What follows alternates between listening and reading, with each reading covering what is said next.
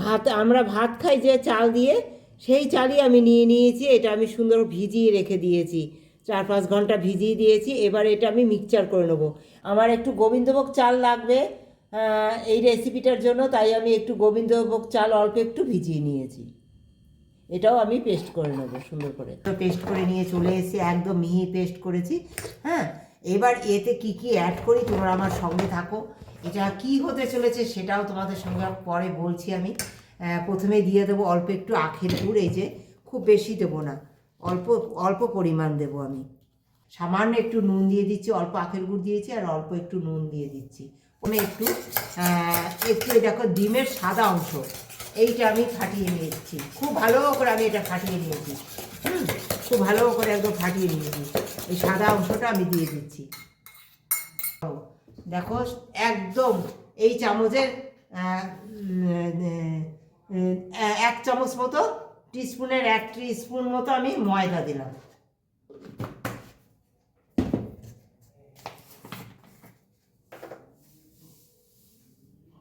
1 teaspoon মতো সুজি দিচ্ছি।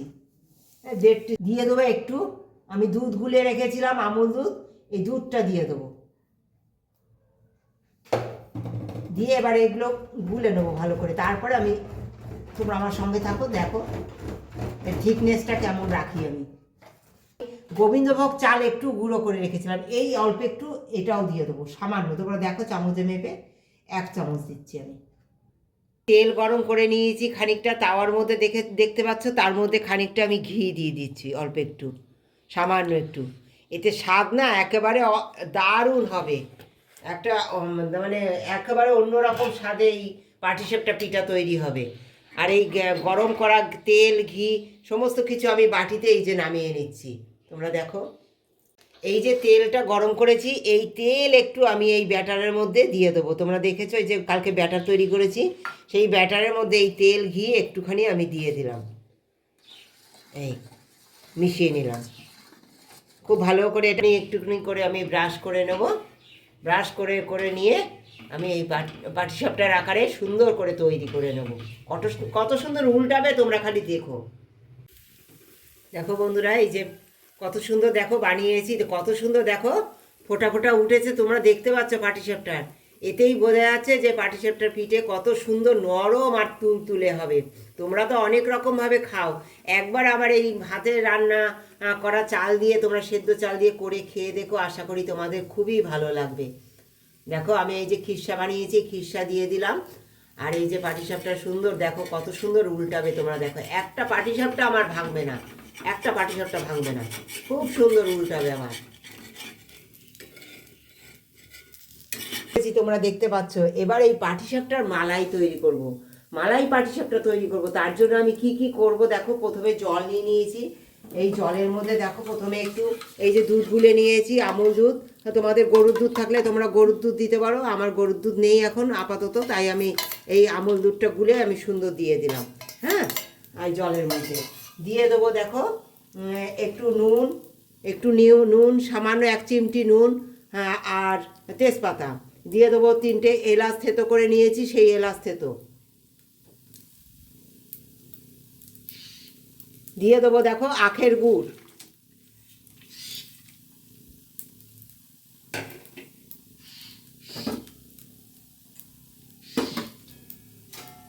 আর এই যে দেখো বন্ধুরা, আমি একটু গোবিন্দভোগ চাল বেটে রেখেছিলাম, তোমরা দেখেছো। সেই গোবিন্দভোগ চাল বাটা আমার এই চামচে 2 চামচ আছে, এটাও আমি এর মধ্যে দিয়ে দেবো। দিয়ে খুব ভালো করে নাড়তে হবে সঙ্গে সঙ্গে, আনা তো দলা হয়ে যাবে। খুব ভালো করে নাড়তে হবে, খুব ভালো করে। হ্যাঁ, এই গোবিন্দভোগ চালের এইটা ব্যাটারটা খুব ভালো করে নাড়তে হবে, দেওয়ার সঙ্গে সঙ্গে খুব ভালো করে আমি নেড়ে নিলাম।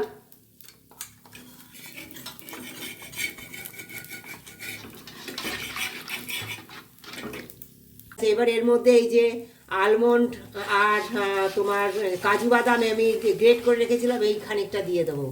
হ্যাঁ, দিয়ে এই পিঠে আমি একটা একটা করে সুন্দর সাজিয়ে দেবো ভিতরে।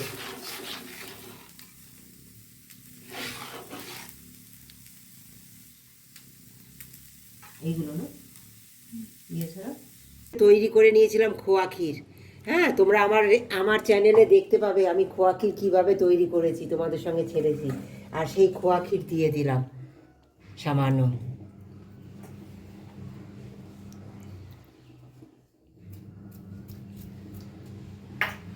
এই যে আমি একটুখানি, যেহেতু মালাই করব বলেছি, আমি একটুখানি কেশর দুধে ভিজিয়ে রেখেছিলাম, এইটা আমি দিয়ে দেবো উপরে।